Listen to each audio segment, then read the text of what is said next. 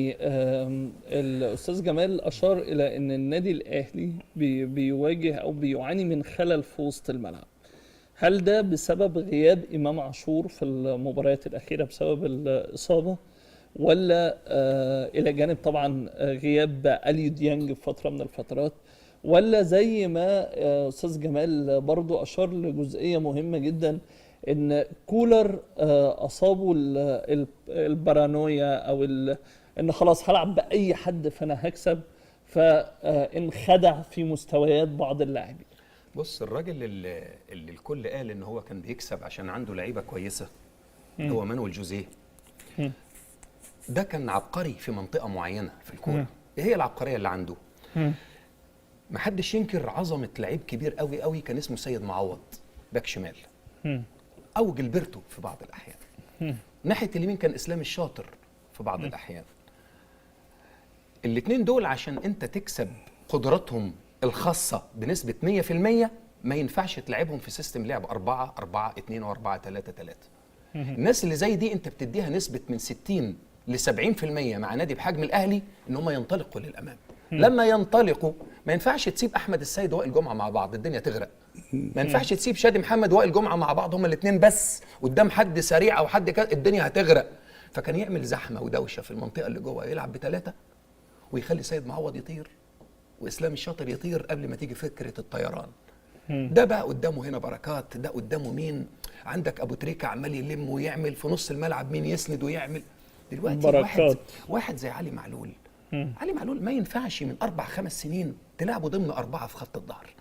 الاهلي ضايع في المنطقه دي، والاهلي خسر 2 دوري بسبب علي معلول، مش عشان هو بني ادم وحش، عشان هو ما بيعرفش يغطي التغطيه العكسيه، خصوصا ضد نادي الزمالك. جه شيكابالا طخ جون مرتين ب2 دوري.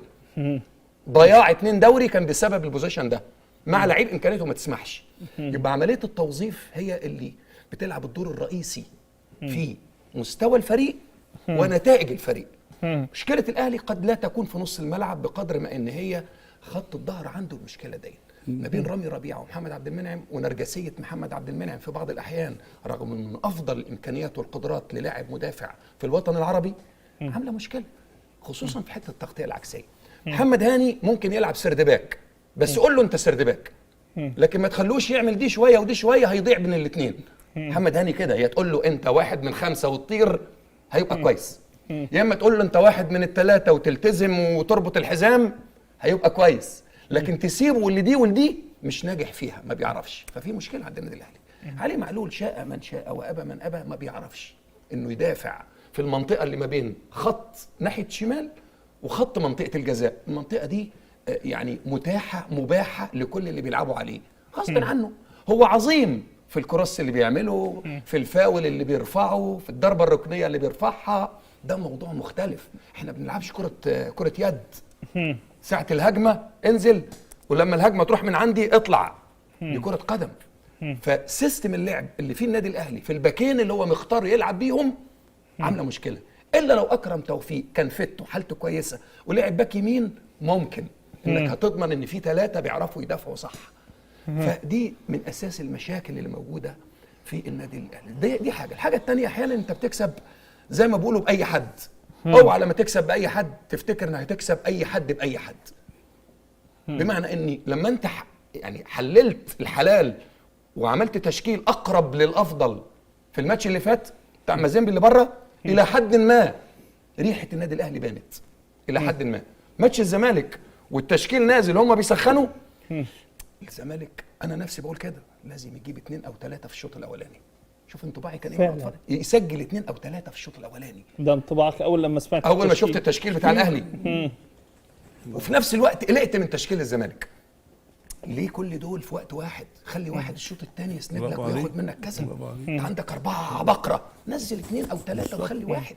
مين هم ال4 العباقرة؟ ال4 العبقرة بالنسبة لمستوانا احنا عندك عبد الله السعيد، ناصر ماهر، حمدي، شيكابالا، زيزو. ما ينفعش 4 من دول ينزلوا في وقت واحد. تنزل 3 وتخلي واحد، ليه؟ يعمل لك وصلة الشوط الثاني. عشان الشوط الثاني ما تبقاش العمليه نشفت، مش فارق. لا انت لازم واحد عنده خيال، عنده رؤيه، عنده ابتكار، عنده يعمل لك نوع من الكيب بوزيشن، يحتفظ بالكره شويه، لكن ما تبقاش كلها شماليحي بقى كده رايح جاي وبتاع. الحسبه اتغيرت. الزمالك كسب الشوط الثاني الاهلي بالدعاء مش بكره القدم. الزمالك كان يكسب الشوط الاولاني 3-4 ويخلص الماتش ويستثمر الموقف، ومع ذلك بعد ما الزمالك كسب 2-1 كان يقدر يجيب جونين 3 كمان، بس قله خبره، عدم توفيق والى اخره. المدربين بتلعب دور كبير. يا أستاذ